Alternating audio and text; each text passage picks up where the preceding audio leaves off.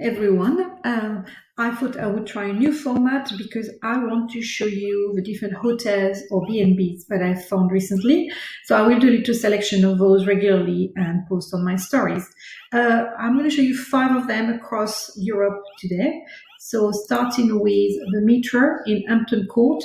So it's in Richmond in London, and it's been recently refurbished. As you can see, very colorful, quite cozy, nice for winter, mix of old and new, but definitely has a specific charm. Rooms there starts, as you can see, some of them at 150, some of them at £120. So really one to check. Carrying on with the cozy mood, I'm now taking you to Switzerland to go to Anaco Lodge. So Anaco Lodge actually is not a hotel, it's a series of chalet or huts that have been redesigned, and inside is very, as you can see, industrial design. So you've got, the nice scenery of snow, but inside much more minimalist and bare. So different proposition. These ones are, an example is one for 4 people, would be €500 for 2 nights for 4 people. In France, here is a rental, a house to rent. So that's this. It's a former Sémaphore. I'm not too sure. It's kind of lighthouse, but not really lighthouse. As you can see, amazing views over the sea, obviously. It's in Brittany, not far from Quimper.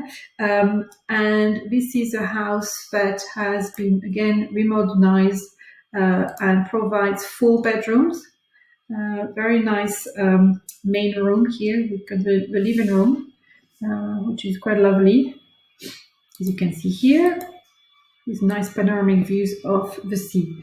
The price for the Sémaphore 4 bedroom is €1,875 a week in low season, and €450 per night.